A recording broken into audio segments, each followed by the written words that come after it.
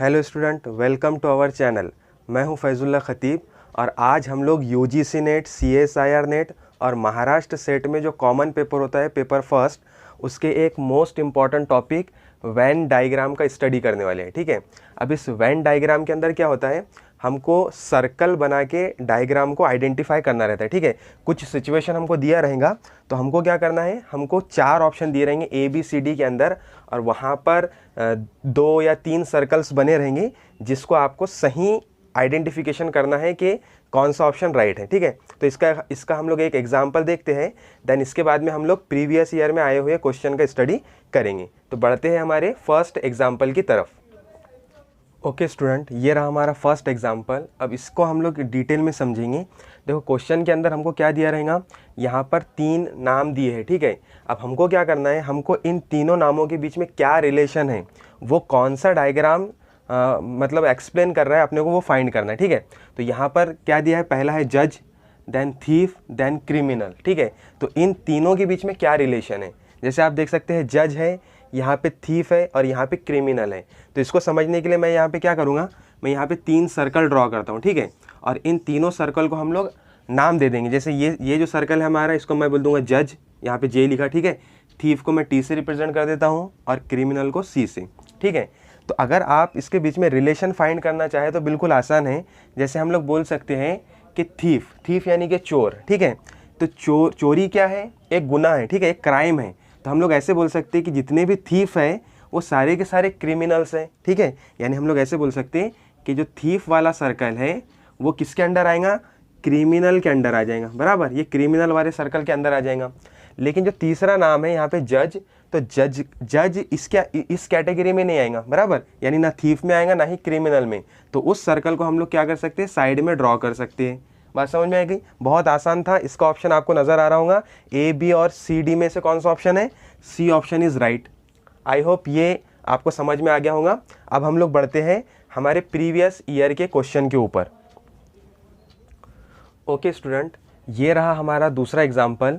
ये example Maharashtra set 2006 के अंदर अगस्त के अंदर पूछा गया है। ठीक है, तो इस एग्जाम्पल के अंदर भी हम लोग वही रूल अप्लाई करेंगे जो प्रीवियस एग्जाम्पल के अंदर यूज़ किए। ठीक है, तो इस बार हमको जो 3 नाम दिए हैं वो क्या है, सिंगर्स, स्पोर्ट्स पर्सन और यूनिवर्सिटी स्टूडेंट। ठीक है, तो अब इन तीनों के बीच में रिलेशन को शो करने वाले डायग्राम कौन सा है, तो बहुत आसान है। अगर मैं यहाँ पे 3 सर्कल ड्रॉ करूँ, ठीक है, एक सिंगर्स के लिए, दूसरा सर्कल स्पोर्ट पर्सन के लिए, ठीक है, और तीसरा सर्कल यहाँ पर यूनिवर्सिटी स्टूडेंट के लिए। ठीक है, तो हम लोग रिलेशन क्या देख सकते हैं कि देखो सिंगर, तो सिंगर स्पोर्ट पर्सन भी हो सकता।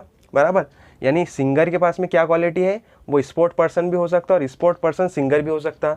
उसी तरह से जो यूनिवर्सिटी स्टूडेंट है, तो may be university student sports person भी हो सकता और सिंगर भी हो सकता है। ठीक है, तो हमको कैसा डायग्राम चाहिए जिसके अंदर तीनों सर्कल एक दूसरे के अंदर इंक्लूड है। लेकिन किस तरह से, अगर मैं इसकी बात करूँ तो इसका क्या मीनिंग होगा कि सिंगर कंप्लीटली स्पोर्ट पर्सन है और सारे स्पोर्ट्स पर्सन यूनिवर्सिटी स्टूडेंट है, तो ये तो पॉसिबल नहीं है। ठीक है, पहला वाला ऑप्शन हमारे लिए पॉसिबल नहीं है। अगर हम लोग तीसरे ऑप्शन की बात करें तो इसके अंदर क्या बता रहा अपने को कि सिंगर और स्पोर्ट पर्सन तो कंबाइन है, लेकिन ये सारे के सारे मतलब स्पोर्ट पर्सन और सिंगर ये सब के सब यूनिवर्सिटी स्टूडेंट है, तो ये भी पॉसिबल नहीं है। और चौथा, ये भी पॉसिबल नहीं है। लेकिन अगर हम लोग सेकंड वाला मतलब बी वाले ऑप्शन का स्टडी करें तो हम इस पॉसिबिलिटी पे पहुंच सकते हैं। इसका क्या मीनिंग हुआ, अगर मैं इसको नंबरिंग कर दूं, जैसे ये स्पोर्ट पर्सन, ये हमारे पास सिंगर, ये स्पोर्ट पर्सन और ये यूनिवर्सिटी स्टूडेंट, तो मे बी पॉसिबिलिटी है कि कुछ स्पोर्ट पर्सन सिंगर भी होंगे और वहीं कुछ स्पोर्ट पर्सन यूनिवर्सिटी स्टूडेंट भी होंगे। इसलिए ये वाला जो ऑप्शन है मतलब ऑप्शन बी, ये राइट ऑप्शन है। क्लियर? अब हम लोग आगे बढ़ेंगे हमारे तीसरे एग्जाम्पल की तरफ, जो कि एग्जाम्पल हमारा महाराष्ट्र सेट 2021 मतलब अभी लेटेस्ट में आया है। ठीक है, ओके स्टूडेंट, ये हमारा फाइनल एग्जाम्पल है, एग्जाम्पल नंबर 3, जो कि हमारा महाराष्ट्र सेट 2021 सितंबर में पूछा गया है। ठीक है, तो इस एग्जाम्पल को आप लोग पॉज करके एक बार ट्राई कीजिए, देन उसके बाद में इसका सॉल्यूशन देखिए। बहुत आसान है।